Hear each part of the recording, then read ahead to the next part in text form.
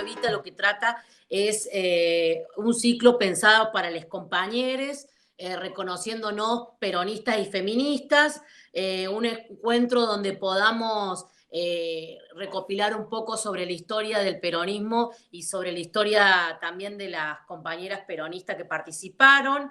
Es un espacio que se va a continuar en el tiempo, por lo tanto cualquier compañera que tenga algún tema que quiera trabajar para el año que viene, lo vamos a ir trabajando. Este ciclo contó con la presencia de Patricia Roggio en el primer módulo, que está acá presente en la charla. Después en el segundo módulo estuvo Marina Spinetta. En el tercer módulo estuvo Carla Romano Ross. Y para finalizar vamos a estar con Cristina Liprandi, que la paso a presentar. Cristina Liprandi nació en Córdoba, es docente, es secretaria general del SUTEBA, que es el sindicato docente de la provincia de Buenos Aires. Es responsable del peronismo militante de General Villegas, que actualmente vive allá en General Villegas. Fue secretaria privada de Mario Kestelboim, decano de la Facultad de Derecho de la capital de la AMBA. Fue secretaria privada del director médico del Sindicato de Gráficos. En el momento ese estaba Raimundo Ongaro. Ongaro. ¿Qué? Ongaro. Ongaro. Fue maestra rural y fue una de las fundadoras de la organización Montoneros. Y actualmente es preceptora y también actualmente es concejal de General Villegas por el Frente de Todos. Bueno, Cristina, te damos la palabra. Bueno, buenas tardes a todas, todos y todes. Bueno, estoy aquí tratando de poder dialogar un poco, hacer un aporte que pueda servir para el peronismo como siempre. Como en algún momento dije, desde que abracé el peronismo lo seguí siempre, fui coherente con eso, es decir, no pensé de ninguna otra forma que podía ser posible la libertad de un pueblo, digamos, de una nación. Es algo muy especial y... Perdón.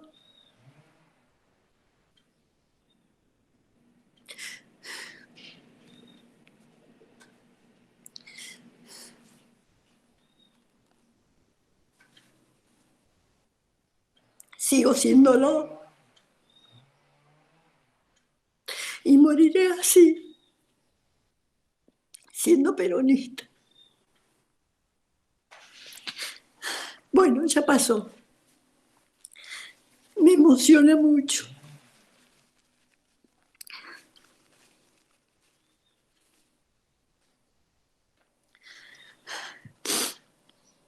Parece mentira.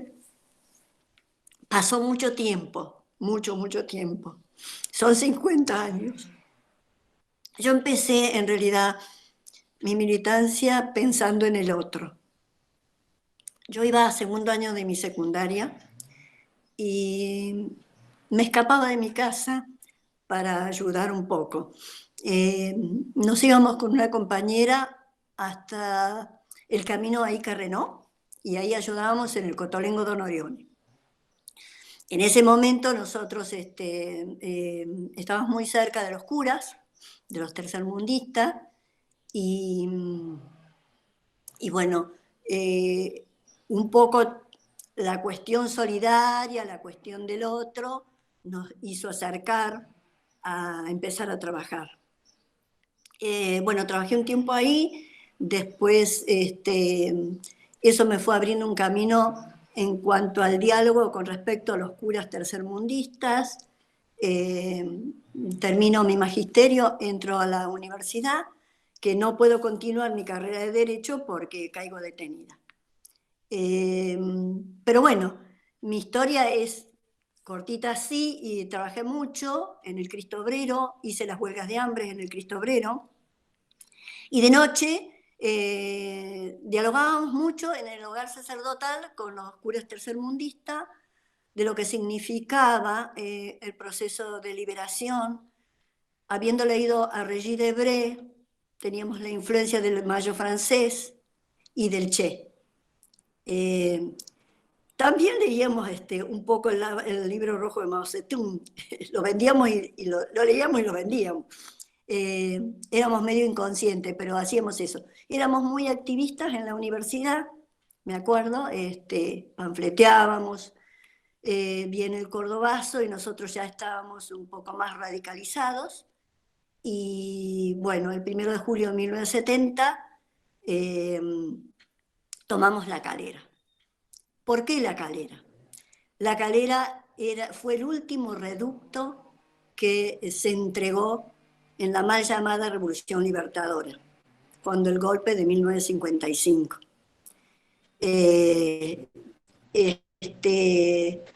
Nosotros, después de todo lo que habíamos hecho, esa revisión que hicimos sobre el peronismo, lo que había significado el bombardeo a Plaza de Mayo, la destitución de Perón y los gobiernos que vinieron a través de golpes y golpes, gobiernos militares, nosotros pensábamos que la única forma en ese momento que era posible era a través de provocar, convulsionar y provocar una situación de mucha trascendencia en el país, porque lo que queríamos era la vuelta de Perón. Realmente queríamos la vuelta de Perón. Y lo veíamos imposible. Había habido momentos de que sí, momentos de que no, pero veníamos ya trabajando con todo lo que era el exilio de Perón en Puerta de Hierro, en España. Compañeros que habían ido a dialogar con él. Y bueno, cuando asumimos la formación de Montoneros, nosotros estábamos en la universidad, participamos del Cordobazo y decidimos armar una organización en la que estaban nuestros compañeros del tercermundistas de la curia, ¿no? También dialogábamos mucho con Luz y Fuerza, con Agustín Tosco, con todos ellos. Y bueno, simultáneamente que se arma Montoneros en Córdoba, también hay un grupo en Buenos Aires, y a través de distintos hechos que se fueron sucediendo antes de ser públicos como Montoneros, ya nos veníamos organizando como una organización armada, porque veíamos que era la única forma en que íbamos a lograr la vuelta de Perón. Nuestra idea era la vuelta de Perón a la Argentina. De todas maneras, es tan lejano porque uno dice si era lo correcto o no era lo correcto. Había mucho análisis filosófico, teológico y sociológico, y veíamos que no teníamos otra opción. Obviamente teníamos la influencia. En Uruguay estaban los Tupamaros, teníamos la influencia del Che, en todo lo que era acá, lo que pasó en Bolivia después, pero todo lo que su trayectoria en Cuba y lo que fue el asalto en Moncada. Es decir, nos nutríamos de todo un poco y hicimos una evaluación pensando e ilusionándonos, aunque éramos un grupito, de que era posible. Realmente nos ilusionábamos mucho y amábamos mucho lo que hacíamos, porque para poner el cuerpo hay que amar. Y creo que eso es lo fundamental.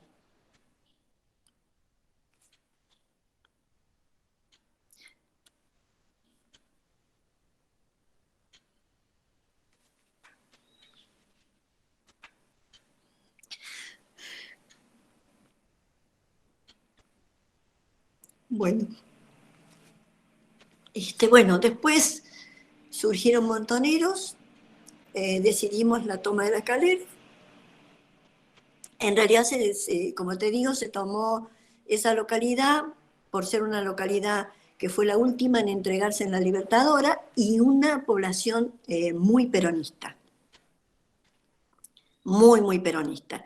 De hecho, el día que vos estuviste, que me contabas, Delia, que estuviste en el Buen Pastor, el que me entrega eh, el poncho, la estrella federal, eso, era era el intendente de La Calera, y él, ese día, el 1 de julio de 1970, cuando nosotros pusimos la marcha en el medio de la calle, justo en la subida del centro de La Calera, donde estaba la comisaría, la policía, el banco, el correo, la oficina del teléfono, como era antiguamente, él salió pensando que había vuelto Perón.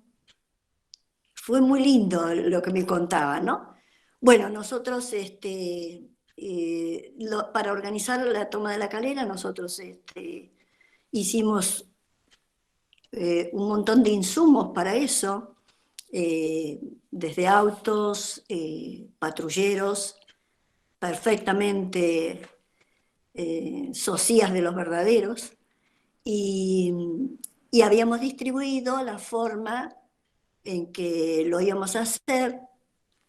Distintos compañeros, unos tomaron el banco, otros tomaron el correo, otros tomaron la central telefónica, otros la municipalidad, la policía, y creo que no me queda nada más, creo que nos tomamos todo el centro completo.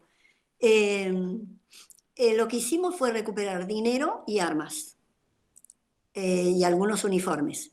A los policías los dejamos encerrados, y recuperamos sus uniformes, porque en realidad eso era para el futuro, digamos, nosotros necesitábamos armarnos. Y una vez, eso se hizo simultáneamente, distintos compañeros, con grupos de a dos, y pusimos la proclama, que era la marcha peronista, que en realidad se simuló como si fuera una bomba, pero fue simplemente una propaladora que lo que emitió fue la marcha peronista. Y todo el mundo salió como admirado y no comprendían bien lo que pasaba. Ahí nosotros hacemos la retirada como la teníamos organizada, por grupos. Primero salieron unos autos, después salieron otros, y nosotros, mi grupo, que era Emilio Massa, Cacho Zorati Martínez, que actualmente de nuevo está como presidente de Incucay, estuvo con Cristina y ahora está de nuevo con Alberto, Ignacio Vélez, que en ese entonces era mi marido, mi pareja, Luis Lozada, en la casa éramos 5, Emilio, Cacho, Luis, Ignacio y yo. Llegamos a la casa, y al llegar a la casa nos encierran, y eran 300 personas de la gendarmería contra 5 nosotros. Nos resistimos. Ese espíritu que uno tiene adentro, realmente éramos una enamorada del peronismo, de la libertad de un pueblo, pero de la libertad de un pueblo, o sea, de los derechos de un pueblo, de todo lo que significa y de todo lo que dignifica, que le corresponde a un pueblo, del trabajo, de la salud, de poder expresarse políticamente, de poder votar. Yo pasé muchísimos años sin poder votar por los distintos golpes militares. Bueno, y hieren a Emilio Massa, lo hieren a Luis Lozada, casi llegando a la casa, y adentro ya estábamos Ignacio Vélez, Cacho Zorati, Estaba Luis también, perdón, adentro. Y Pepe Fierro no. A Pepe Fierro lo interceptan y cuando lo interceptan lo detienen y lo torturan. Respecto a la tortura, yo tengo un criterio y una opinión muy cerrada. ¿Por qué cerrada y definida? Yo digo que hay que estar en la mesa de la tortura para ver qué es lo que se puede soportar. Y eso es individual y solamente individual y privado. Porque yo pasé por ahí. Lo sobreviví, no sé, pero otros compañeros no pudieron. A raíz de eso es que nosotros caemos en los naranjos. Pero, a ver, en este caso, los compañeros tenían entrenamiento, por ejemplo, de judo, eran cinturón negro, eran... Y sin embargo, yo creo que a veces la mente te hace sobrevivir a ciertas cosas. Porque yo pesaba 34 kilos y mido 1,47, no llego al 1,5 metros. Y sin embargo tenía toda la potencia para hacer todo y poder sobrellevar la tortura. Se sobrellevó, digamos. Bueno, y volviendo un poco antes a los naranjos, lo retiran a Emilio Massa, o sea, nosotros caemos porque un compañero dice que íbamos ahí, por eso hice referencia a la tortura, y después, cuando hieren a Emilio Massa, se lo llevan enseguida, entran a la casa, nos resistimos hasta la última bala, lo sacan a Luis Lozada herido en el abdomen, acá si bien en el abdomen arriba, lo detienen a Cacho, lo detienen a Luis Rodeiro, y quedamos solitos con Ignacio porque teníamos más municiones. Y cae herido Ignacio y yo sigo tirando hasta el final. Y entonces Ignacio me dice, basta, Peti, porque estás solita tirando y son 500. Entonces yo tiré hasta la última bala y les tiré con el arma. Es una forma de decir, pero bueno, por supuesto entraron 500 tipos, me agarraron como si fuera un paquetito de cigarrillos, ¿viste? O sea, lo retiran a Ignacio y bueno, lo llevan al San Roque, al Hospital San Roque, y a nosotros nos detienen. Nos llevan a la Policía Federal, a la delegación en Capital, que es en la avenida Irigoyen, abajo, a los sótanos, nos empiezan a interrogar, nos hacen la tortura física y la tortura psicológica. Detienen a mi hermana, a su marido, y los ponen frente a mí para que yo delate. No lo consiguen. Después que nos torturan, nos sacan, nos llevan a un avión, nos suben en pajas blancas, nos suben y nos llevan a Coordinación Federal. En Coordinación Federal nos vuelven a torturar. O sea, primero nos incomunican y nos empieza con la tortura psicológica. Bueno, ahí estuvimos incomunicados un mes, comiendo las sobras de los coreanos, que eran los colimbitas. Lo que realmente uno reivindica es, realmente amábamos a nuestro país. Ha sido muy hermoso haber podido hacer todo esto, porque no sentís nada, o sea, el cuerpo es otra cosa, no llegás a sentir. Respecto a la calera, volviendo a la calera, no sé si me querés hacer algunas preguntas, pero yo creo que fue uno de los golpes estratégicos más importantes. Fue un golpe muy duro para el enemigo, en este caso.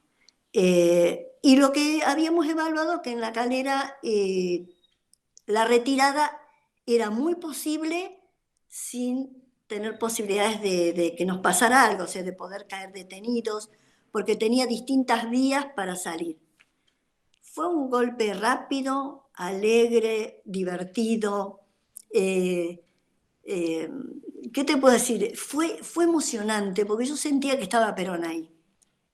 Que lo íbamos a tener cerca, que iba a volver, que digamos que todo lo que había pasado se volvía a estar muy presente, digamos, teníamos que de alguna manera significar y resaltar lo que es el peronismo en Argentina. No sé si quieres hacer algunas Sí, preguntitas. contanos un poco cómo era la configuración respecto de las mujeres en Montoneros. Bueno, nosotros éramos 3 o 4 grupos, la gran mayoría éramos varones, eran varones. Y ahí estábamos Susana Lejar, que la mataron en Trelew, estaba yo como mujer, y espérate, me parece que no había mucho más en Córdoba, porque estaba Emilio Massa, Ignacio Vélez, Luis Rodeiro, Luis Lozada, había otros compañeros, pero eran todos varones. Éramos 2 mujeres y yo no me recuerdo si había otra más, peronista. Colaboradoras sí, que colaboraban, pero en las células cerradas era ella y yo. Que trabajábamos juntas porque teníamos un kiosco en la Avenida Colón. Y trabajábamos ahí porque de ahí, con la rentabilidad, sobrevivíamos 5 compañeros. Bueno, Emilio no tenía compañera. Estaba Carlitos Capuano Martínez. Carlitos, que él consigue, muchos compañeros consiguen no caer detenidos. Los que caemos detenidos somos los de los naranjos. El relevamiento de la calera fue muy divertido, porque estuvimos tirados en unos campos durante días y días, ¿viste? Pero la verdad que fue divertido y fue un entrenamiento también para nosotros. Entre espinas y yuyos, pero bueno. Era muy significativa la calera para nosotros. Fue algo muy especial. ¿Y la Casa de los Naranjos? La Casa de los Naranjos era una casa que teníamos alquilada como alternativa, porque todos teníamos una casa legal, que era la casa de nuestra familia o la que tenía yo con Ignacio, que vivíamos legalmente en Villa Allende. Pero necesitamos una casa para la organización que sea funcional.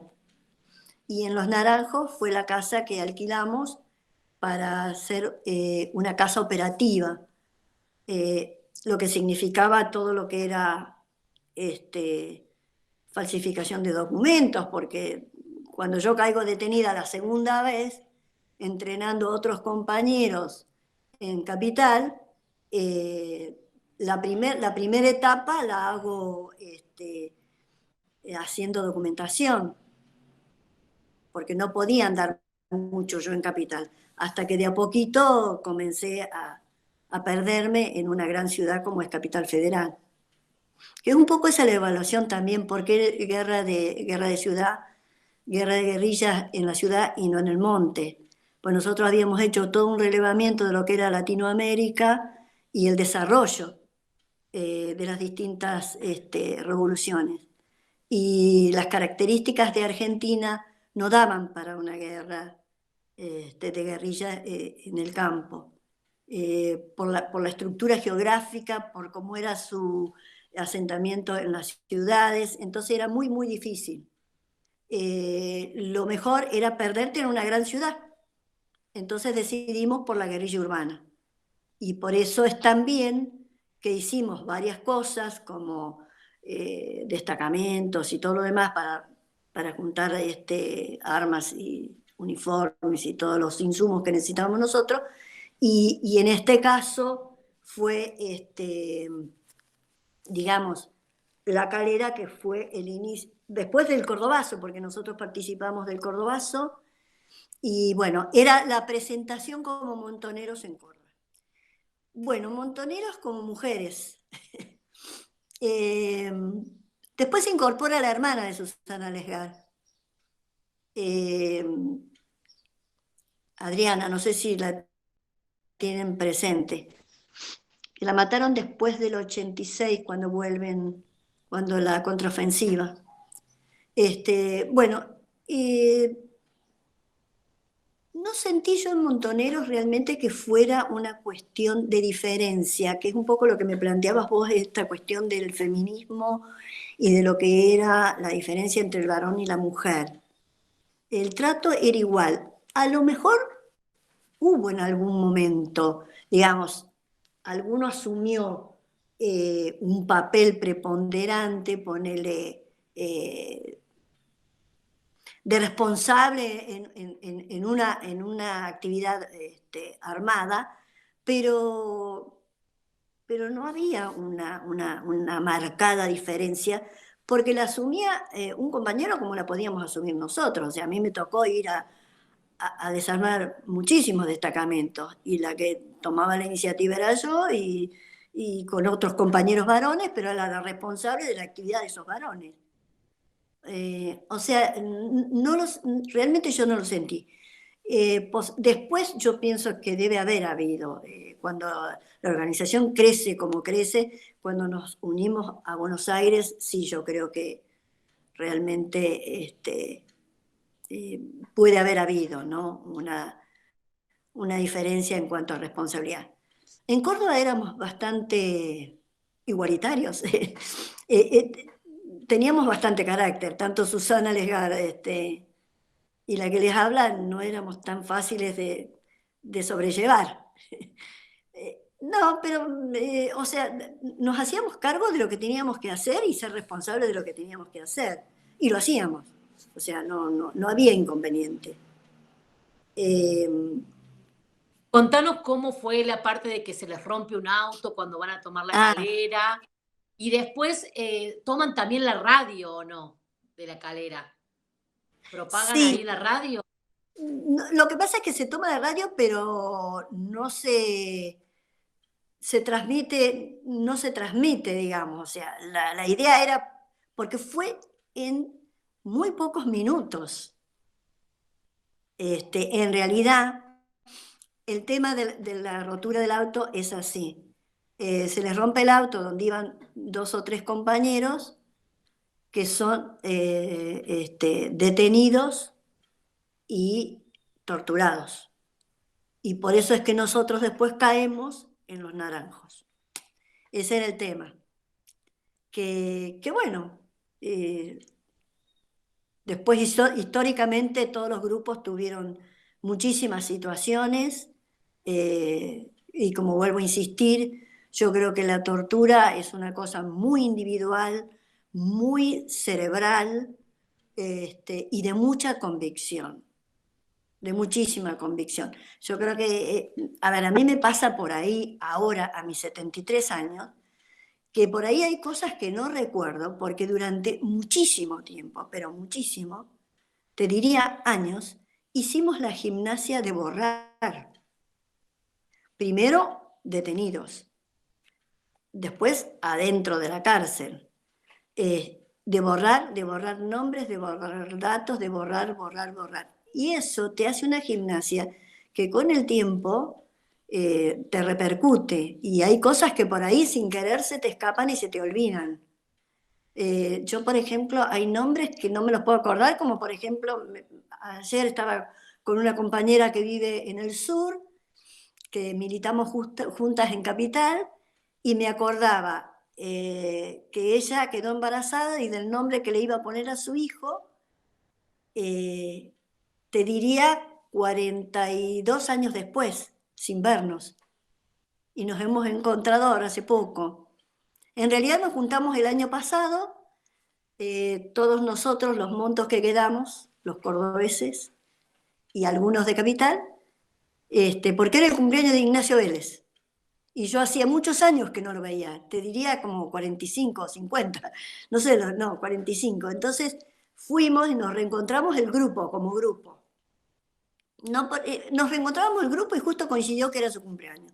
Y fue un reencuentro que siempre lo hacemos. Yo con Luis Lozada, que vive en Cabalango, nos conectamos permanentemente. Y con esta compañera que está en Bariloche también. Nos vivimos conectando, nos comunicamos, nos transmitimos toda la información. Así que bueno. ¿Y vos, Cristina, por cuál causa entrás al Buen Pastor? Bueno, yo caigo detenida en Los Naranjos. Ah, Al caer detenida en Los Naranjos, ahí cuando yo me resisto, obviamente los 5 que quedamos ahí, salvo Ignacio Vélez, que lo llevaron al San Roque, y Emilio Massa, que también, que muere a la semana, fuimos todos detenidos. A mí me llevan al Buen Pastor y a los chicos a encausados. Que yo después, nosotros recibimos, en el Buen Pastor yo recibo muchísima militancia peronista, de gente mucho más grande que nosotros, de grandes compañeros, que, que nos fueron a visitar políticamente desde Catamarca, de todos lados, que nos llevaban mucho, mucho abrigo, pensarían que teníamos mucho frío, y bueno, hasta que nos fuimos, hasta la fuga, que fue muy interesante, porque vos sabés que en la fuga eran todas las compañeras de leer y yo solita la única peronista, la única monto. Y cuando planteo que me voy, ni los compañeros de encausados, ni en ese momento Ignacio, que era mi marido, ni los montos me dicen que no. Y yo le dije, yo me voy, acá adentro no me quedo. Yo soy más útil afuera que acá. Bueno, al final no sabían qué hacer conmigo. Estuvieron como una semana dando vueltas hasta que al final me voy a Buenos Aires. Me llevan a Buenos Aires y ahí ya empiezo a militar de nuevo. Y en el 73, ahí es cuando caigo detenida. De nuevo,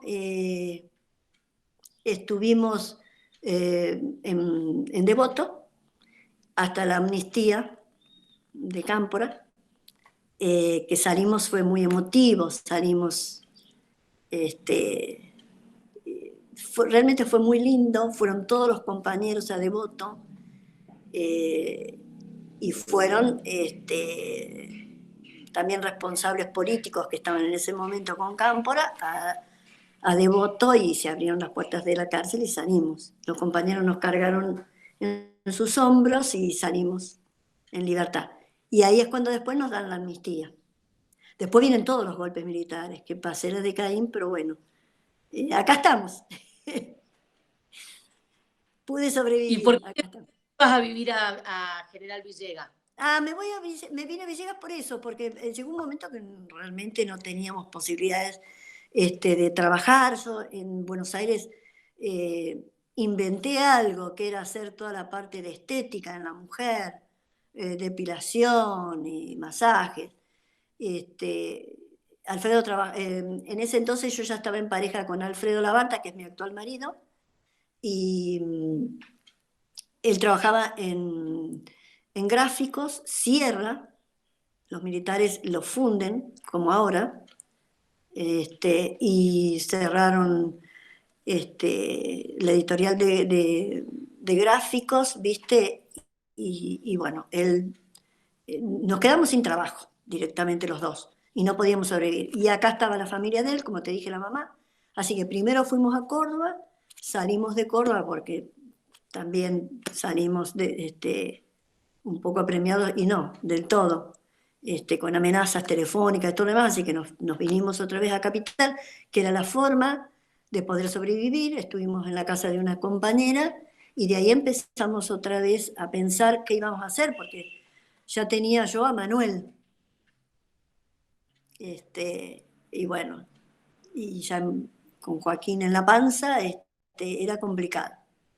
Entonces volvimos a Villegas, y en Villegas de a poquito, mi suegra, que ya era viuda, la mamá de Alfredo, bueno, empezó a decir que yo me dedicaba a la estética, también daba gimnasia, empecé en su casa, que era una casa grande, armé un gimnasio, y me dediqué a toda la parte estética, o sea, como independiente, hasta que pudimos arrancar. Pero en realidad Villegas nos acogió bastante bien.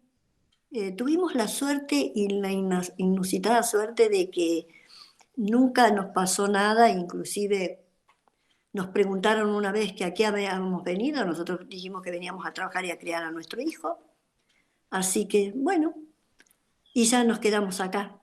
Igual estamos a 500 kilómetros de Capital y a 600 de Córdoba, es tierra adentro. Cuando yo vine acá eran muy pocos habitantes, calles de tierra, o sea, yo venía de Capital Federal y de Córdoba, ¿no? Y acá era Sí, muy... vos contaste acá en la charla del Buen Pastor que en un momento al Manuel le empiezan a decir en el colegio que tu Ah, mamá, lo que está... sí, sí, vos sabés que, mira, justamente estos días han salido notas en el diario porque estuvieron hablando de los compañeros del frente, y que hay algunos compañeros que cuestionan algunas cosas, otras cosas. Entonces Joaquín, mi hijo, Joaquín Labartali Prandi, que él está en defensa como director de logística, eh, hizo una nota en el diario. Entonces, bueno, mm, a raíz de eso, estábamos mirando que salió una nota del ex intendente de acá, de Villegas, uno que duró más de 20 años. Nosotros le hicimos toda la campaña, porque él estudia en Córdoba y la mujer también, que es Gilberto Alegre. ¿Y sabés dónde trabajaba? Trabajaba con Deodoro Roca y el Tuerto Lucio Garzón Maceda, del PC. Y resulta que él termina su carrera, se viene a Villegas, y cuando viene a Villegas, justo nosotros venimos también y le pide a Alfredo, a mi marido, que le presente, que él quiere hacer política y que le presente a la gente el peronismo. Bueno, se lo presentamos y empezamos a militar con él. Bueno, después hay dos agrupaciones que nos dividimos y le hicimos todas las campañas. Y después este señorito inglés se pasó de, del Frente para la Victoria, se fue al Frente Renovador, y del Frente Renovador se fue a Juntos por el Cambio, hizo la interna ahora cuando nosotros estábamos enfrente de todo. Mortal. Así que bueno, el hijo de este hombre, estando Manuel en sexto grado, en aquel entonces, era séptimo año en aquel entonces todavía, en la biblioteca se paró y empezó a vociferar y a decir, porque tu mamá, que es una guerrillera, que tira bomba, que pone bomba y que qué sé yo, y Manuel se quedó mirándola y no entendía mucho porque nosotros hemos dado el mensaje con una práctica social diaria. No fue literal nuestro mensaje hacia nuestros hijos. Lo que hemos hecho es que lean, que evalúen, que estudien la historia argentina, que hagan la revisión histórica, porque cuando yo te decía que trabajaba en la Facultad de Derecho, me tocó trabajar con Ortega Peña y con Duhalde, que ellos fueron mis abogados también, cuando yo estuve en Buenos Aires. Y a Ortega Peña lo matan, yo dejo de trabajar en la facultad cuando la AAA y lo matan a la salida de la facultad a Ortega Peña. Bueno, y ahí es cuando viene Manuel y me dice, mamá, por favor, mirá lo que me ha dicho Gustavo Alegre. Me dijo que vos, que hacías esto. Entonces yo lo miré con mucha dulzura y le dije, hijito, mientras su papá dormía abajo de la cama, su mamá estaba haciendo la historia. Nunca se avergüence de su madre. Y se quedó para siempre, le quedó eso para siempre. O sea, eran mensajes que no eran exactamente literales, pero que tenían un mensaje. Igual los chicos son, por ejemplo, Joaquín el más chico ha hecho la recopilación de todo lo que se te pueda imaginar, desde mi biblioteca, que perdí 2 o 3, pasando por... Y Manuel igual. Los chicos recibían el mensaje de cómo uno se mueve diariamente. Si vas al colegio, vos tenés que compartir. Si otro compañero no tiene una goma o un lápiz, bueno, lo compartimos. Es lo normal.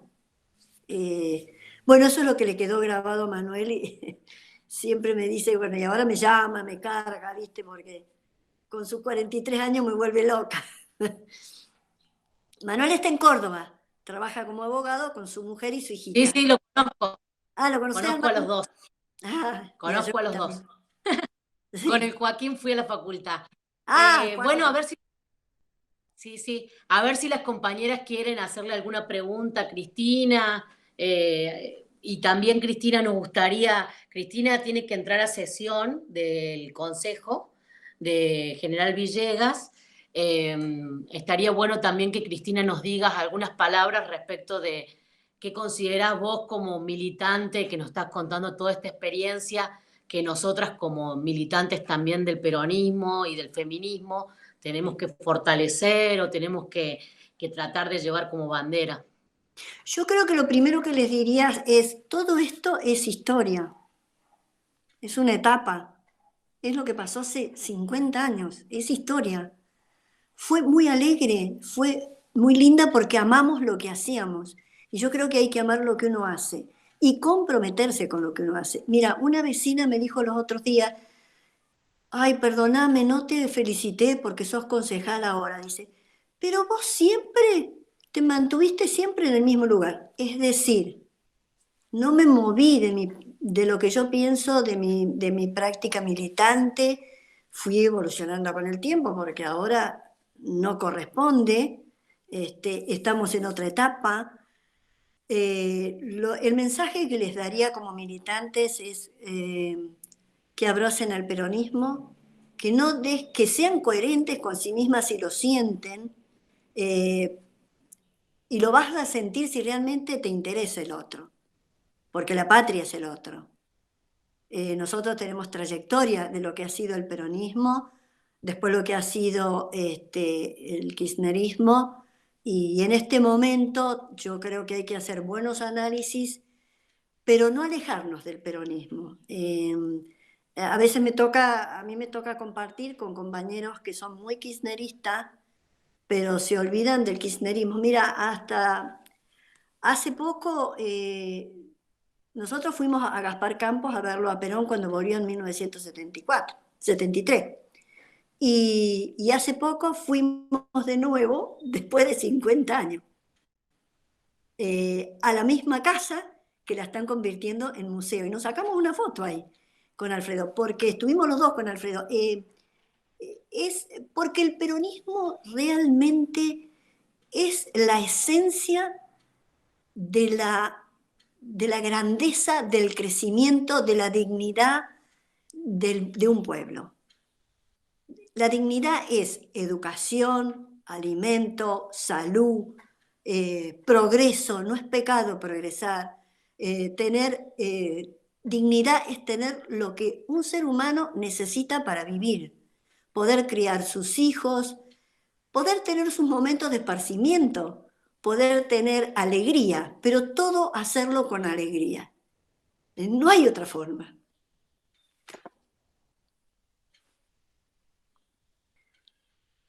¿Cuánto tiempo estuve detenida? Estuve detenida un año. Del primero de julio del 70 y casi un año. No recuerdo bien la fecha, creo que fue en junio la fuga del Buen Pastor. Eso me preguntan ahí por la cámara. Sí, sí. Y se fugaron ahí con la mujer de Santucho. Con Anita Villarreal de Santucho, que después la matan entre toda una cuestión. En realidad a mí el ER me guardó muy bien, porque nadie quería hacerse cargo, te aviso. Eso es muy común en el peronismo, ¿viste? Pero bueno, para eso están los ovarios que hay que tener. Y sí, no queda otra. No Sí. debe haber sido fácil el periodo que pasaron ahí de militancia. Adentro Sí. teníamos mucha presencia, marcábamos paso.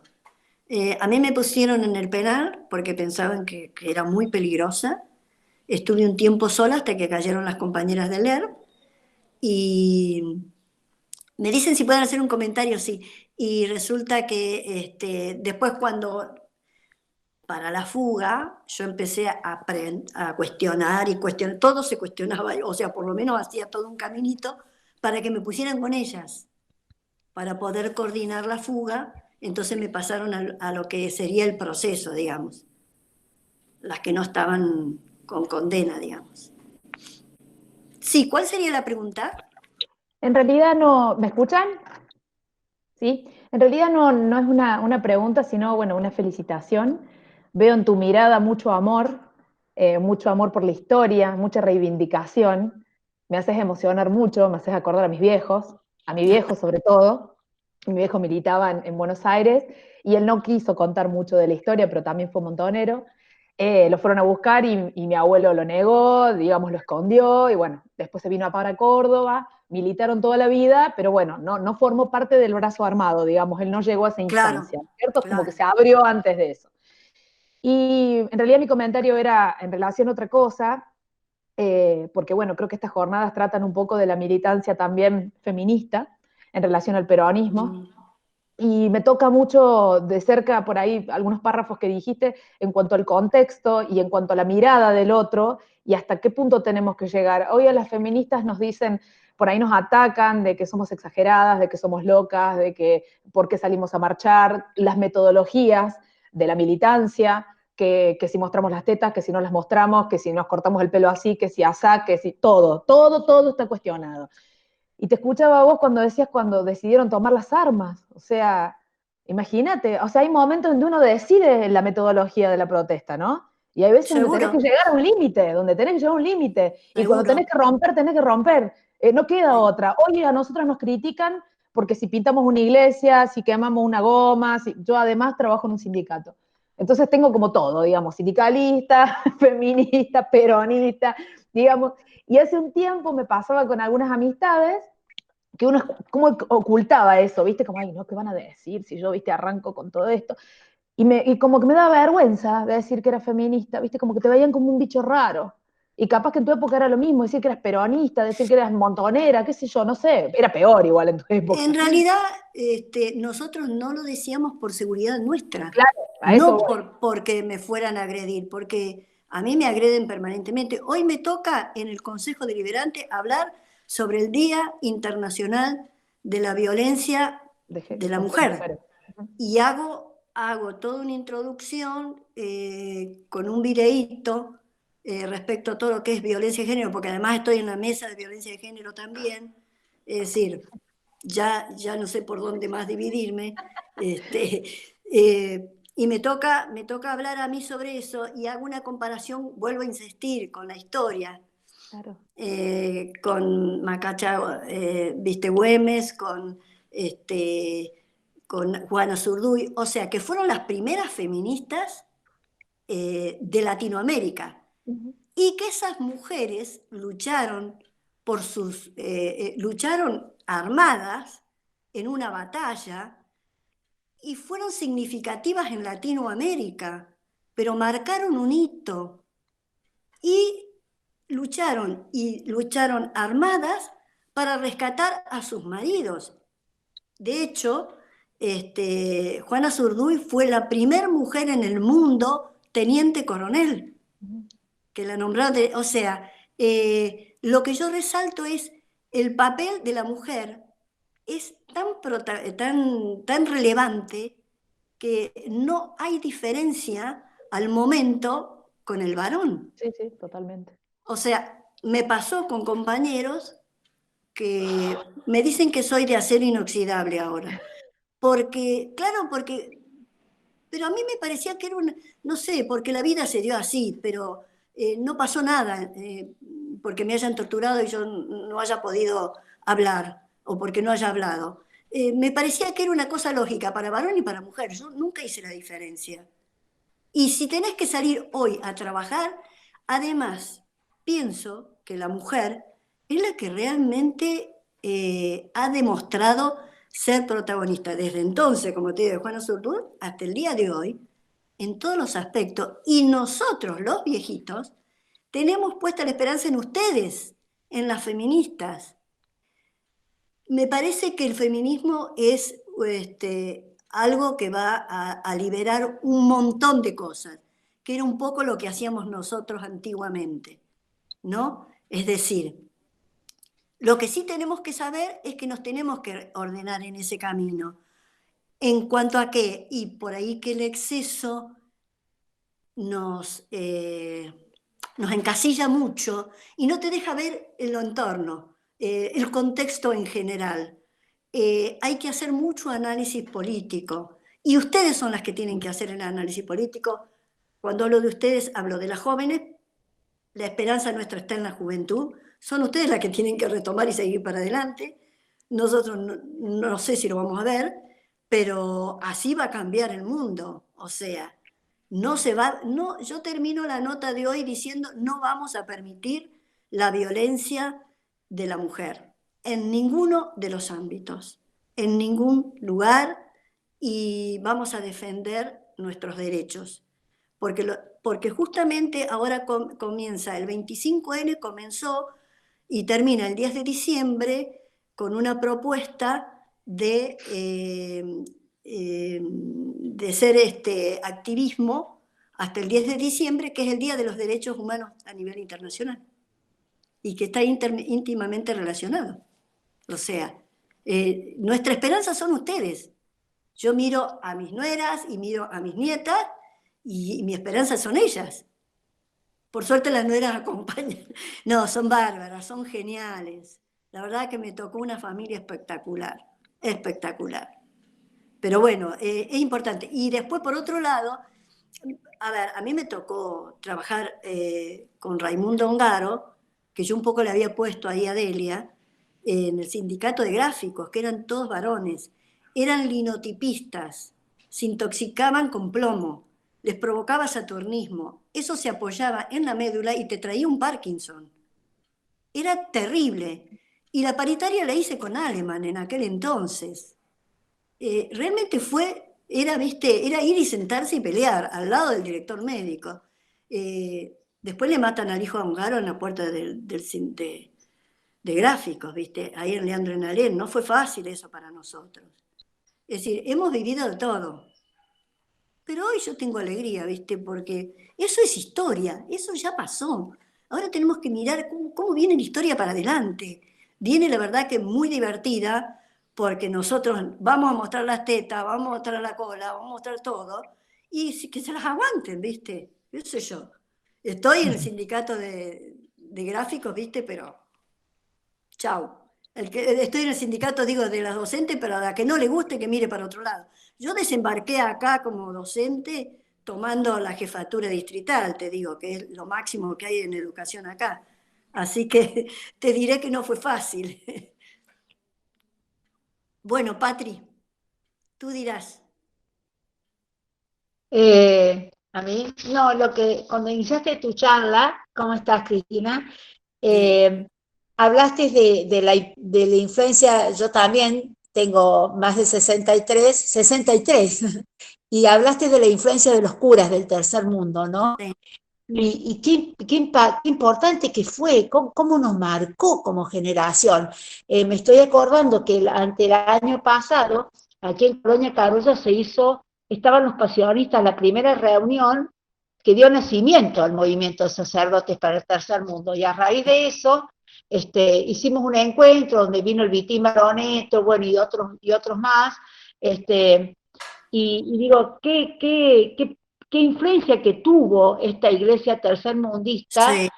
en toda una generación, ¿no? Esta idea de que lo de la patria es el otro, tiene un origen, ¿no? Claro, En esto, el era el próximo, otro, el próximo. era el próximo, y es realmente qué generación tan golpeada, es decir, cómo la iglesia destruyó, la misma iglesia, toda ese movimiento, ¿no? Que hubiese sido tan importante para lograr transformaciones, ¿no? En la sociedad, cómo lo ahogó, lo asfixió y lo destruyó, digamos, Sí. la iglesia oficial, ¿no? Eso me digo, ese diálogo, ¿no? Entre cristianismo y marxismo, entre cristianismo y revolución, esta Sí, idea, ¿no? sí. Sí, porque nosotros, por ejemplo, estuvimos con el cura Rojas, bueno, pero yo tuve en mi secundaria, mis profesores de filosofía y de teología te abrían la cabeza. Claro, Profesores en general, los de historia, teología, eran tipos realmente muy importantes y te abrían la cabeza. O sea, éramos muy chicos nosotros, 14, 15 años, pero claro, además te planteaban el problema existencial y sí, los cuestionabas a ellos también. Entonces, era imposible claro, no absorber todo y sí. plantearte vos las cuestiones por dónde pasaban. Y A tan ver, temprano, ¿no? Porque teníamos 14 años. yo me acuerdo, mira, yo pertenecí a una familia bastante pipí cucú, ¿no? Me presentan en sociedad, en el Club Social de Córdoba, de largo, guantes largos hasta acá, Ignacio de smoking, todo. Mirá lo que me pasa. Me asomo al balcón que daba sobre la Avenida General Paz, el Club Social, en ese entonces. En un tercer piso me asomo al balcón, o no me acuerdo si era una terraza que era. Y cuando me asomo, veo abajo un señor, un hombre, un muchacho, doblado desde la cintura, iba derecho de las piernas hasta la cintura y de ahí doblado derecho con un bulto de cartones inmensos arriba que los volví a ver en Bolivia, los cargadores de bulto que le llamaban, atado con soga. Y yo lo miré y dije, ¿por qué ese ¿Qué está hago ahí yo? y yo estoy acá? ¿Por qué yo no estoy ahí y él no está acá? Y ahí fue cuando se me dio vuelta toda la cabeza y ahí empecé y ya no paré más. ¿Viste? Ahí sí ya me di cuenta que la cosa pasaba por otro lado. No entendía lo que yo vivía diariamente, mi práctica diaria, no tenía nada que ver con eso. ¿Por qué existía eso? ¿Por qué él estaba ahí y yo estaba acá? Es decir, cuando vos, no sé, yo no podía entender, ¿viste? Que sucediera lo que estaba sucediendo. Y ahí fue cuando empecé a preguntar, a averiguar, a leer, a moverme. No pude parar, ahí no pude parar nunca más también. ¿Viste? Es muy importante mirar al otro, eh, poderlo acompañar. Yo acá trabajo en una escuela, en la esquina de casa, obviamente de riesgo, donde tengo todos los pibes con mucha necesidad. Y bueno, y trabajamos permanentemente para ellos. El director es mi compañero en el sindicato, es un pibe muy joven, que lo encontré en una escuela porque estoy en la escuela agraria también, y, empezando a charlar, un día descubrió quién era, se vino a mi casa, y bueno, se hizo peronista, y ahora es del PM, y ahora es nuestro consejero escolar, y bueno, es un gran compañero de PM. Y él me decía, realmente, y trabajamos juntos, si vos no lo mirás al otro, o sea, si un chico tiene problema, y bueno, vamos a la casa a ver qué está pasando, qué necesita, de qué manera, con prudencia y con respeto para no invadir, pero qué necesita, por qué, y favorecer sus reclamos, o sea, somos todos seres humanos y tenemos los mismos derechos. ¿Viste? A mí me parece pero tratando todo de hacerlo con muchísimo respeto y muchísima alegría. Si vos las cosas las haces con alegría, sabés, salen solas, se resuelven. Y poniendo hasta donde te da el cuerpo, ¿viste? A ver, hay que poner el cuerpo, pongámoslo, total, ya está, ya fue. Bueno, ¿hasta aquí estamos o algo más? ¿Alguna preguntita más?